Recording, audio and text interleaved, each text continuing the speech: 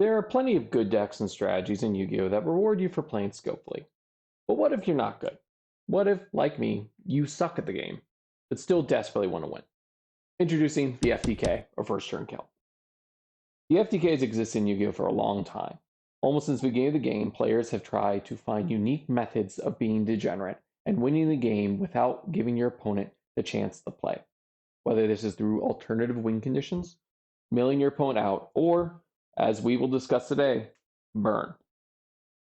I've noticed several FTKs popping up online recently, which all center around a single card, Awakening of the Possessed, Greater Inari Fire. So I wanted to make a video discussing Inari Fire, what it does, where it can be used, as well as give a few examples of how to FTK with it, and finally wrap up by discussing where it and Burn as a whole could belong in Yu-Gi-Oh! With that, let's sit back, relax, and watch the world burn. Let's start by going over what Inari Fire does. Inari Fire has one of the most unique summoning conditions in the game, which allows you to special summon it from the hand or deck by sending one face-up spellcaster and one face-up level 4 or lower fire monster from your field to the graveyard. Then on summon, it lets you choose a monster your opponent controls and inflict damage to your opponent's life points equal to its attack. And then when it leaves the field, you can add Spiritual Fire Art, which lets you tribute a fire monster and inflict damage to your opponent equal to that monster's attack. So using Inari Fire is pretty simple. You just need to first give your opponent a monster, hopefully with some amount of attack. Then you have to get a spellcaster of any level on your field and a level 4 or lower fire monster. So your best targets, at least for the spellcaster, tend to be link monsters. And of those, the two really available targets are Hida or any of the Charmer link monsters, or Relinquish Anima, which you can make with any level 1 monster. So you put the spellcaster and the fire monster in your field, you then send both of them to the graveyard to summon out Inari Fire from your hand or your deck. Inari Fire will then activate and burn your opponent for whatever the attack of the monster you gave them is. You then can link off your Inari Fire to go into any monster or any link monster, and this will then allow you to add your Spiritual Fire Art to your hand, which you can then set. And during your opponent's turn, activate. And now hopefully in combination with other burn cards, as well as depending on the attack of the card you gave your opponent, sending your fire monster to the graveyard should be enough to hopefully kill your opponent. So for Inari Fire to be used to FTK your opponent, you need 3 things. First, you have to be able to summon a monster to your opponent's side of the field. Second, you need to be able to summon enough monsters to end up with a spellcaster and a fire monster left on board so you can summon Inari Fire. And then third, and most importantly, you need to be able to burn your opponent outside of Inari Fire so the total damage you can deal exceeds 8,000 life points. Great, so I think I've identified 3 decks that can use Inari Fire to FTK pretty consistently. And the first and probably most obvious example is Volcanics. Now, Volcanics already burn your opponent just as part of their game plan. So using Inari Fire, you can kind of push this above 8,000 to kill them in one turn. So this combo requires you to have Volcanic Trooper, Fire Injection, and 1 discard. So it is a 2.5 card combo.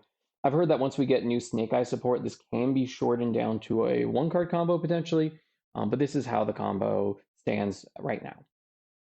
So it starts off with you normal summoning Trooper, using Trooper's on summon effect to add a Volcanic Blaze Accelerator from your deck to your hand. Then you can use Volcanic Trooper's secondary ability, discarding whatever card you have in your hand to summon a bomb token to your opponent's side of the field. You then activate Fire Injection to send a Volcanic Shell from deck to graveyard to summon a second bomb token to your opponent's side of the field. Then you can use Volcanic Shell's effect, paying 500 to add a second copy of Shell to your hand. You can then activate Volcanic Blaze Accelerator. You can then use Blaze Accelerator to summon the Volcanic Shell from your hand. and then use the second ability of Volcanic Blaze Accelerator, targeting one of the tokens to send a Volcanic Rimfire from deck to graveyard to blow up the token, dealing 500 damage to your opponent. You can then use Rimfire's effect to banish the Volcanic Blaze Accelerator on your field to activate a second copy from your deck. We then link off a Volcanic Shell to summon Relinquish Anima. And then you can use that Shell's Graveyard effect to add your third copy of Shell from deck to hand. Now, because Volcanic Blaze Accelerator is not a hard once per turn, you can use its summoning effect again to summon out this copy of Shell. And then we can send the Relinquished Anima and Volcanic Shell from field to graveyard to summon Inari Fire from the deck. And now Inari Fire will target the token to burn your opponent for 1,000 damage. We can then use Volcanic Blaze Accelerator's second effect because both effects aren't hard once per turns, sending a second copy of Rimfire from deck to graveyard to blow it up, dealing an additional 500 damage to your opponent. Rimfire will then activate, banishing itself from your graveyard to send a Volcanic Emperor from your deck to the graveyard. We can then link off the two monsters we have on board to summon anything. I just chose Hida. This will trigger Inari Fire's Graveyard effect to add a Fire Art from your deck to your hand. You can then banish 3 Pyros from your graveyard to summon Volcanic Emperor to your side of the field, and you will use its on summon effect to burn your opponent for 500 times the number of banished Pyro monsters we have, which is 4. So that's a total of 2,000 damage to your opponent. And then we will use this to set Volcanic Emission directly from the deck. We can then set the Fire Art from our hand and pass turn to our opponent. Once our opponent starts their draw phase, we will then use Volcanic Emission, targeting our Volcanic Emperor to burn our opponent for 1550. And then once that resolves, we will then activate Fire Art, tributing off the Emperor to deal an additional 3100 to your opponent. Now, the second deck I found that can use Inari Fire to FTK is actually Salamangreat, and this comes entirely from this Yu-Gi-Oh! Pro deck article I found, and so all credit goes to Common Bleat, and I'll have this linked in the description as well, because it's basically walks through the combo, and so the replay about the show is just completely mimicking what this article describes. So unlike Volcanic, Salamangreat can do this combo without needing a precise hand. So instead, we'll just show it off with a test hand.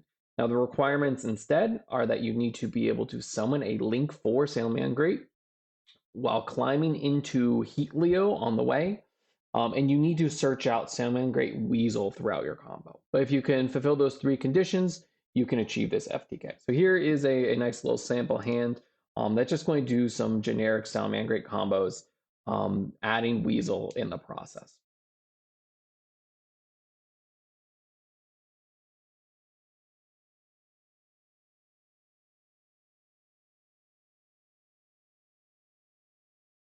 Great. So now that we've summoned our Salamangreat Raging Phoenix from our extra deck, we will then use the Salamangreat field spell. We will now link summon a copy of Raging Phoenix using the first copy as the entire material.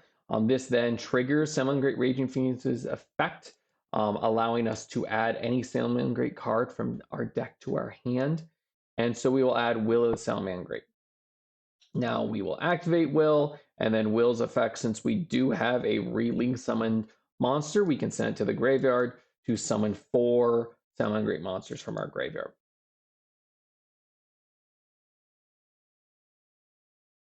Great, and then using this plethora of material, we are going to link climb into our Promethean Princess. Promethean Princess can then revive our Heatleo that we summoned earlier. We can then link the Heatleo and the Raging Phoenix off to summon Pyro Phoenix. Now, Pyro Phoenix has no unsummon effect since we didn't use it as material. Instead, we are going to now activate our Salamangreat Weasel from our graveyard. So this will summon our Raging Phoenix back from our graveyard to our opponent's side of the field. And because a Link monster was summoned to our opponent's side of the field, we can then use Pyro Phoenix's effect to burn our opponent for 2,800 life points. We can then summon our Jack Jaguar, link off our Pyro Phoenix and Jack Jaguar to summon out Hida, and then we can send Hida and our Gazelle to the graveyard to summon our friend Inari Fire from the deck. Inari Fire will then activate, and we can burn our opponent for an additional 2,800 life points. And then, of course, we can link off our Inari Fire to summon out any monster. In this case, we just chose Amble Whale. And then this adds our fire art from our deck to our hand. And then once we set our fire art, we can pass our churn to our opponent. And then during their draw phase, we activate fire art again, tributing off the Amble Whale, dealing 2,600 damage to our opponent, 200 more than lethal. So the last deck I want to talk about is Dark Worlds. Now, this particular deck is cheating a little bit because it's Dark Worlds mixed with Volcanics, but the method in which it combos and FTKs is very different compared to that of pure Volcanic. So I think it's worth talking about. So for this combo to work, we're going to need a method of summoning Volcanic Emperor. Having Trooper with a discard is one way of achieving it, but there are plenty. And we will also need a method of giving our opponent Ceruli, which we'll show off. So just opening it with Dark Corridor is fine for this. And then any Dark World that pluses us or gives us monsters. So again, this can be achieved through a variety of methods. This is just one 3.5 card combo method of doing it. So we start off by summoning our Trooper. Trooper's effect then activates to add a Volcanic Blaze Accelerator from our deck to our hand. We can then use Trooper's secondary ability, discarding any card we don't really need to summon a bomb token to our opponent's side of the field. We then activate Dark Corridor here to add Ceruli. Again, this can be any method of discarding Ceruli, but this works. So Ceruli is discarded. This then activates in the graveyard, giving itself to our opponent. Then Ceruli activates, forcing us to discard, and we will discard our Lucent. Now, what's nice is that because technically our opponent forced us to discard Lucent, this does proc both effects. So this means we can summon the Lucent as well as any Fiend from our deck. So I just chose Salamander Catalyzer. It happens to be a fire monster as well. This is good, but not really required for the combo. And then we summon back Lucent. Now we will activate Volcanic Blaze Accelerator. Once again, I forgot to send Blaze Accelerator from the deck to the grave to activate it, but I correct that later in the combo. We use its second effect, targeting the token, sending a Volcanic Rimfire from deck to graveyard to destroy it. This deals 500 damage to our opponent, and then Rimfire can activate, just banishing itself to send Volcanic Emperor from deck to grave. And then I, of course, retroactively added Blaze Accelerator to the graveyard, so just pretend it was always there. We then link off Trooper and our Dark World monster to summon out Geoneer Transverser, the patron saint of Jank decks.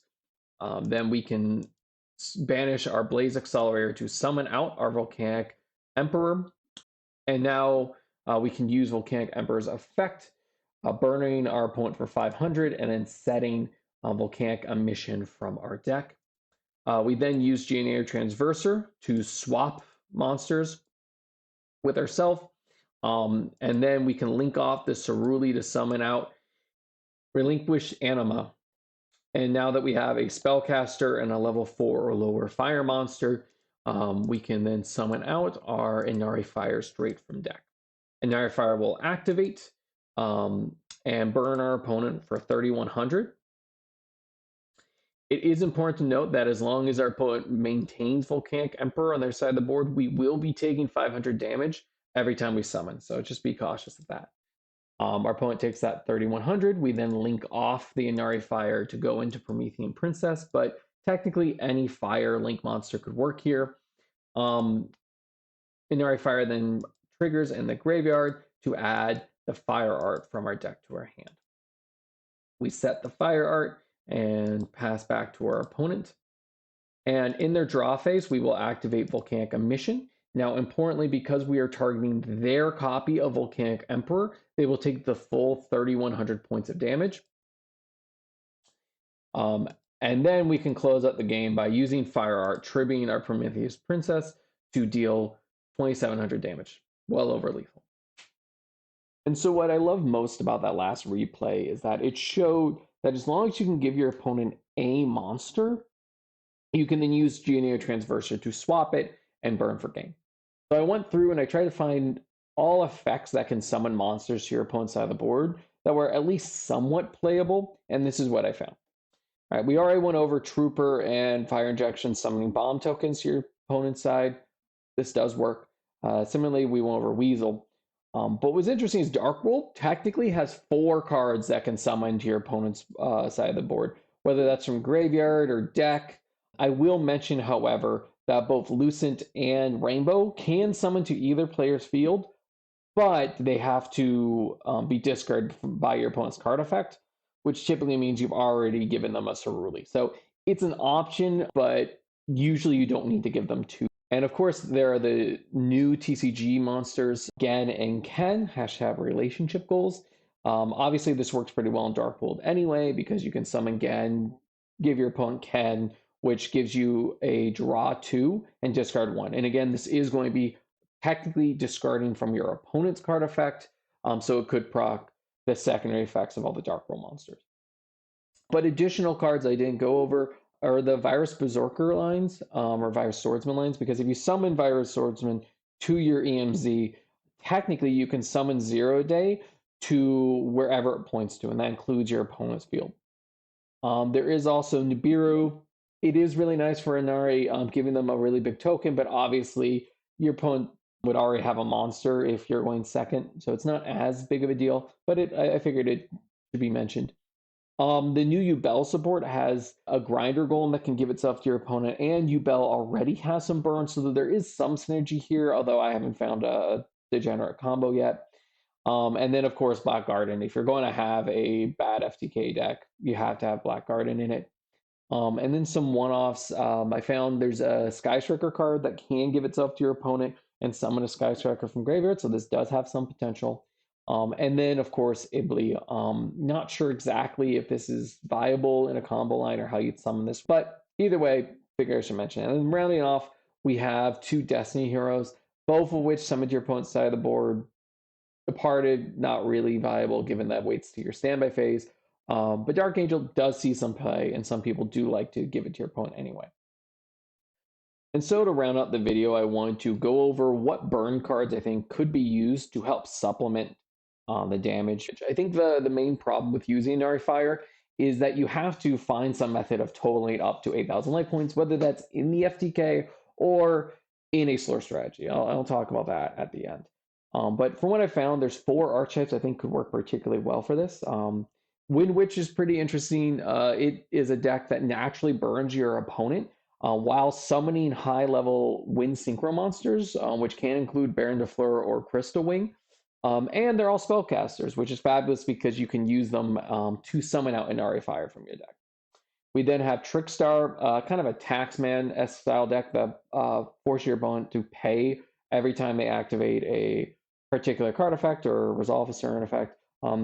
In the same vein, we also have Masquerade, which everyone loves, as well as Blackwing, which also has cards that force your opponents to pay to summon, or burns every time they do.